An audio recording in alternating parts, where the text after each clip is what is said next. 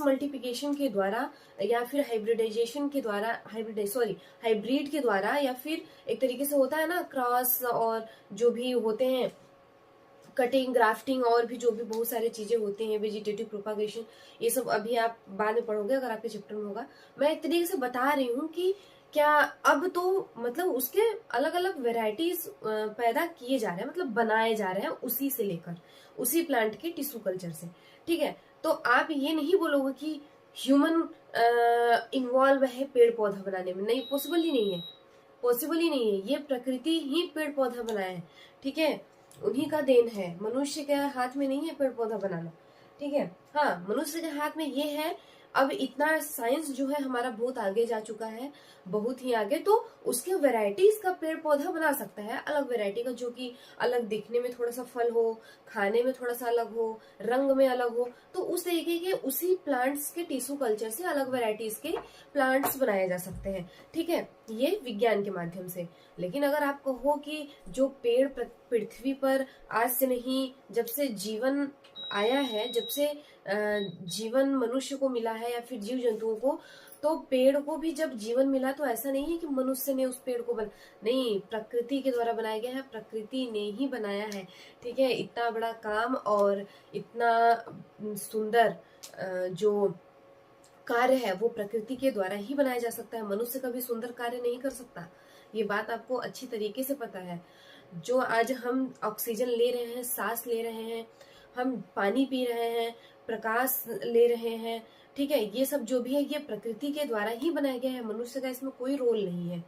एक बात बताओ, क्या जल, जो पानी है हमारे पृथ्वी के अंदर, जो पीने वाली पानी पाई जाती है, या फिर एक तरीके से समुद्र में जो पानी होता है, महासागर में जो ग्लेशियर्स होते हैं या फिर पानी होते हैं, और जो पृथ्वी में उपस्थित पानी, क्या मनुष्य बनाया है? नहीं ना, मनुष्य जल नहीं बना सकता भाई, उसके हाथ में है ही नहीं, ये प्रकृति के द्वारा बनाया गया है।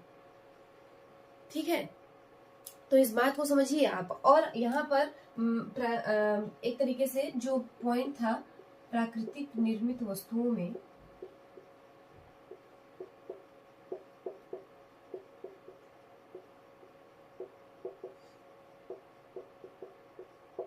इसमें एक पॉइंट और लिखवा दे रही हूँ मैं, पेट्रोलियम वगैरह के बारे में बता चुकी थी कल, एक पॉइंट और लिखवाना था जो कि है आपका पेड़ और पौधे।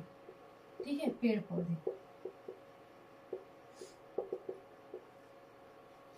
पेड़ पौधों से हमें बहुत कुछ मिलता है। पेड़ पौधे से हमें दवाइयाँ प्राप्त होती हैं, फल प्राप्त होता है, फूल प्राप्त होता है, और बताइए क्या प्राप्त होता है, लकड़ी प्राप्त होता है।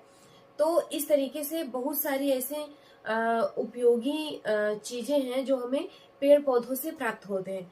ठीक है, जैसे कि अगर मैं कोई कोई पेड़ तो ऐसा है जिसका सारा पार्ट हमारे जीवन के यूज में आते हैं, उपयोग में आते हैं। अच्छा बताइए, एक आध दो पेड़ का ऐसा नाम बताइए कि उसका सारा पार्ट, चाहे पत्ती हो, चाहे स्टेम हो, चाहे जड़ हो, चाहे छाल हो, चाहे फल हो, चाहे फूल हो, वो सारा आएगा, पूरा उसका यूज है।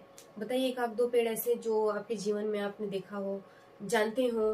तो एक आध मेरे ख्याल से नीम वगैरह है, नीम है, जो कि और भी बहुत सारे ऐसे पेड़ हैं जो कि पूरा उसका पार्ट यूज में आता है, यानी पत्ती से लेके, जड़ से लेके, छाल से लेके, ठीक है, फल से लेके, सारे चीज उसके यूज में आते हैं। और ये एक बहुत बड़ा आपको जीवन दान मिला है प्रकृति के तरफ से, जो कि पेड़ पौधे हैं। ठीक है, इसीलिए मैं तो यही कहूंगी कि पेड़ पौधा आप लोग भी लगाइए भाई, पेड़ लगाइए। पेड़ लगाने से बहुत ही अच्छा होता है, और ऑक्सीजन की मात्रा, जो ऑक्सीजन आप लेते हो पेड़ पौधे के ही माध्यम से, जो हम लोग ऑक्सीजन लेते हैं। ठीक है, देखिए एक ये है कि जो पेड़